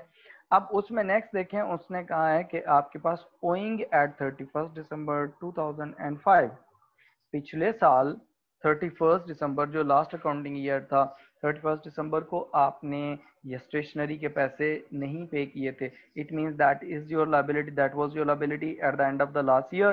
तो इस साल के स्टार्ट में भी तो आपकी लाइबिलिटी होगी, जो बैलेंस कैरी डाउन होता है वही ब्रॉड डाउन नेक्स्ट ईयर हो जाता है। तो आपके पास बैलेंस ब्रॉड डाउन जो आएगा वो स्टेशनरी में वो क्रेडिट साइड पे आएगा, because it was a liability of 110। ठीक है। उसने फिर कहा, कहता owing eight the end of 31 दिसंबर 2006, 31 दिसंबर 2006 को भी ये ओइंग है, तो ये आप जो अकाउंट बनाएंगे उसमें ये डेबिट साइड पे आ जाएगा। कितनी अमाउंट से डेबिट साइड पे आएगा, अमाउंट हमारे पास आ रही है 245 से, ये आपकी लाइबिलिटी है। इसके अलावा कोई फिगर्स नहीं गिवन, आप इसको क्लोज कर लेंगे। जब आप इसे क्लोज करेंगे तो debit side is greater than credit side, 370 plus 245। ठीक है। ये आपके पास आता है 615। दिस इज 615 माइनस इसमें से 110, उसमें से माइनस कर लेंगे जो हमारे पास क्रेडिट साइड पे बैलेंस है, तो हमारे पास बैलेंसिंग फिगर आएगा 505 का। This would go to the income statement as an expense of the stationery. ठीक है। आपके पास ये वाला बैलेंस जो होगा ये इनकम स्टेटमेंट में एज एक्सपेंस जाएगा। ठीक है। और जो आपके पास ये बैलेंस कैरी डाउन है ये आपके पास स्टेटमेंट ऑफ फाइनेंशियल पोजीशन में as a liability, current liability जाएगा। ठीक है। करंट लाइबिलिटी आप इसको ट्रीट करेंगे। ठीक है। Is that clear? Hope so कि ये आपको समझ आ गई होनी। अब आपने क्या करना है, ये तो एक आपको क्वेश्चन है, ये भी मैं वर्कशीट वगैरह अपलोड कर देता हूँ गूगल क्लासरूम में। आपने ये करना है कि आपने जो क्वेश्चन 1 की बाकी रह गए ये आपने करना है, और इसी तरह आपने जो क्वेश्चन नंबर 2 है वो भी आपने करना है, और क्वेश्चन नंबर आपके पास 3 है इसको भी आपने करना है। ये आप जब कैलकुलेशंस करेंगे जहाँ मसला होगा वहाँ आपने मुझसे पूछ लेना है। तब तक के लिए, कल तक के लिए इंशाल्लाह कल हम इसी टॉपिक के साथ प्रोसीड करेंगे। इसकी प्रैक्टिस करने के बाद हम नया टॉपिक करेंगे। ठीक है। तो आपसे, आपको अगर कोई चीज़ समझ नहीं आई तो आप उसके क्वेश्चन पूछ सकते हैं। ठीक है। Thank you Jan Saleem for answering. Allah हाफिज़, इंशाल्लाह कल मुलाकात होती है।